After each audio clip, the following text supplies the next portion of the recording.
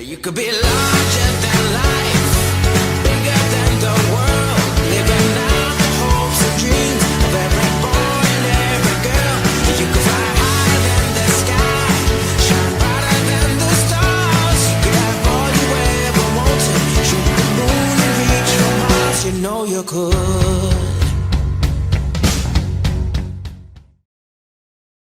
So, welcome to Business Matters. If you could introduce yourselves and tell us where you come from and what you do in a general term. Sure. Matt Hookings. I'm from the UK, reside in Malta now, run a production company called Camelot Films, which is now expanded into Malta, which is called Camelot Media. Actor, producer, writer, too much, but mixture of things. I'm Luke, so I run a social media marketing agency based out of the UK, and I'm working alongside Matthew in Camelot Media and obviously Camelot Films, helping to market the business and market the films and our upcoming projects online.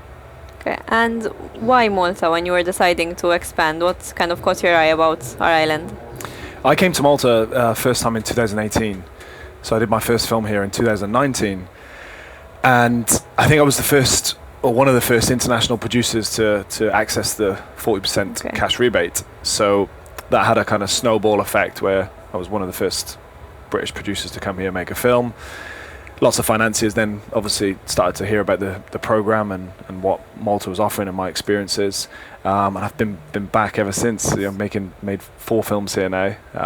The last film I made was Prizefighter with Russell Crowe, which was a crazy big experience to be involved in. And then I just decided, you know what, I think that the support system in Malta is really great. The industry here is booming. Makes sense to go where the work is, and it's it seems to be just growing and growing. So that's why I'm here, and obviously brought Luke out as well. He's been out here a couple of times and back and forth, and seeing the opportunities here as well and the scope. We're at the film festival, and he's been doing a lot of filming for them and different things. So yeah, it's been great. And how have you seen the film industry develop? Obviously, I think back when you came here, we were still kind of starting out, but now have you seen a bit of a development and a growth from your perspective? Huge boom. When I first came here, there was 3 films happening over the year. So the whole year there was only 3 projects. And when I came back in March this year, there was 11 going on at once. So for a small island, that's a big jump. And everything the guys are doing at the Film Commission and the government are really putting their foot, forward and becoming the new hub of the film industry. Aside from obviously the economic benefits of coming to Malta, from a film perspective, was there anything that kind of drew you to Malta initially? Maybe some scenes, anything that you said, okay, this country has that I kind of need to show? Our first film, was all set in Malta. We used Malta for Malta. The locations, the scenery, even though the island's small, you've got everything. You've got the beaches, you've got even a little bit of nature if you come at the right time, because it does go green. You've got hotels, apartments. You can obviously build stuff here as well. And we've done a variation of lots of stuff. We've done one film that's Malta for Malta. Mm-hmm. We did another film that was a horror film that was set in America. So we used a nice villa for that. And then Prizefighter was lots of different places all around the UK and stuff. We filmed in loads of churches and built sets and different things. So I think it pretty much has everything apart from we working on a big sound stage at the moment. Okay. But you've got everything. You've got the tanks as well. So yes, it's a big thing in our advantage. Obviously, that our tanks are so close to the sea. They're very easy to kind of recreate the scenes that you want. Yeah. It's the tanks are pretty impressive. And from the marketing side, how have you seen things changing in general in the film industry? From even maybe was there an effect with COVID happening and with streaming platforms now becoming more the norm? Yeah, I mean, I see a lot of film industries, film companies and production companies around the world really taking advantage of the power of social media now, right? There's a real passion for what can be achieved online, right? Film's been around for just over 100 years now, right? And it's created so many amazing projects, but production companies are now moving towards looking at the benefits of online and how they can generate views, more reach through the power of social media. Like, it's not just something that releases in the cinema now, right? You have to go and chase that next viewer, right? Because there's so much competition out there from different forms of media that you really need to push that, right? I know film is always going to be around, but you can really use the power of social media to reach more people and get them to watch it, whether it's on an Amazon Prime and Netflix, or just going to the cinema. And there's been obviously criticism that now with social media it's stopped being film for artistic reasons and it's become, let's create the next big thing to make money rather than for the right reasons. And how would you respond to that? Do you think that this has had an effect, or do you think actual producers are still creating films for stories that need to be shared? I think it's created a real grassroots approach to filmmaking. You know, the power that someone can be a filmmaker on YouTube and they don't need a big budget and it can still be seen by millions of people. I think that's so powerful, right? That you can take someone who's very young and give them a camera, give them an audience, and then who knows where they can go from there, right? Like, there's been so many independent films that were put online that then people went on to then have illustrious careers after that, right? So I think people who say that have a passion for growth and to see where the next generation can come in.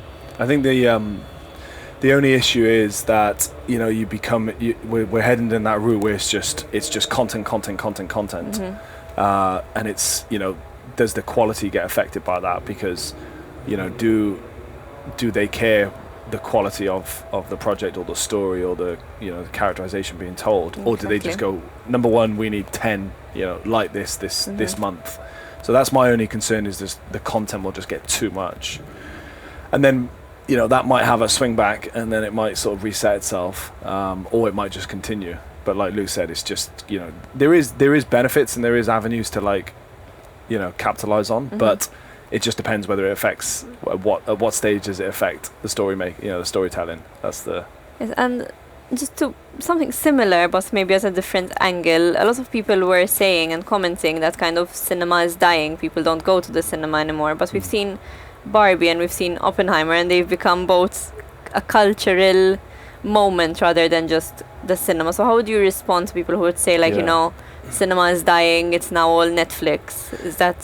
I mean, the sort of the stretch is getting longer, so the Barbies and the Oppenheimers and the Marvel films are always going to continue to do well because that's going up there, but the problem is the other films that are, you know, disappearing and going down the ladder. But I think, again, you know, Luke mentioned about marketing is so key, because that blew up. You know, I remember seeing the Tom Cruise reel, and he said, what are you know, someone was asking him in an interview, what are you going to see? And he said, I'm going to see both of them. I'm going to see, you know, Barbie in the morning and Oppenheimer in the afternoon. And that even just that piece of marketing, that piece of social media, that reel created a huge wave of everyone, you know, almost like a cult to go and see both movies on the same day and then tagging it and memeing it. So it's like, you know, it can have an effect, and that's great. But I think, you know, I think cinema is dying in certain places. So, you know, definitely the UK and different places. But then you go to France or you go to America, and it's such a staple of their industry, and it's still a big thing to go to the cinema. So it just depends. It depends on where you are, the timing, the film that's being released, all those different avenues. I mean, you could even argue that cinema is not necessarily dying, just the way that people consume the content is changing and evolving, right? Like, rather than people going to the cinema to have to see one movie, I can go onto Netflix and watch hundreds of high production films and TV shows at a click of a button, right? But then would you argue that the social element of film is being lost, the kind of getting a popcorn and the drink, and you're just sitting there and you're experiencing all emotions with all these people? Well, that's the industry. The industry is not really cinema. It's the industry in the theatrical industry is popcorn and drinks. That's where they make all their money. So it is. But yeah, I think it is in some ways. I don't know. And with the recent strike that's been happening, so what are your 2 cents on that, and how has it affected you in general?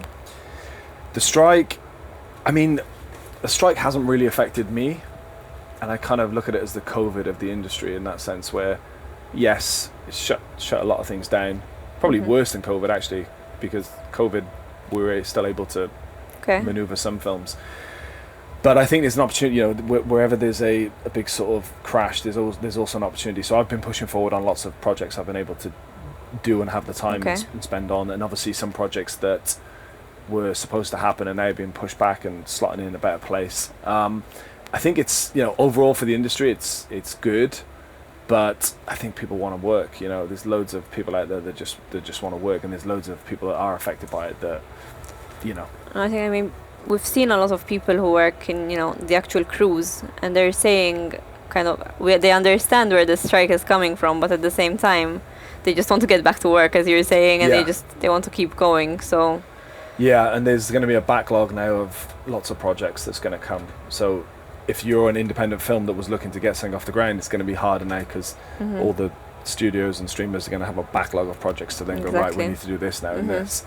But it's, you know, yeah, it's a pretty big thing. You know, it's I don't know, it's but I think it'll end pretty soon. okay, that's good. So in closing, what are kind of your comments or final thoughts for anyone who wants to pursue a career in film? Obviously, we know it's not the easiest career to pursue when you're getting started. So what kind of advice Just would you start young like Luke. He's only 12. Get him. Look it.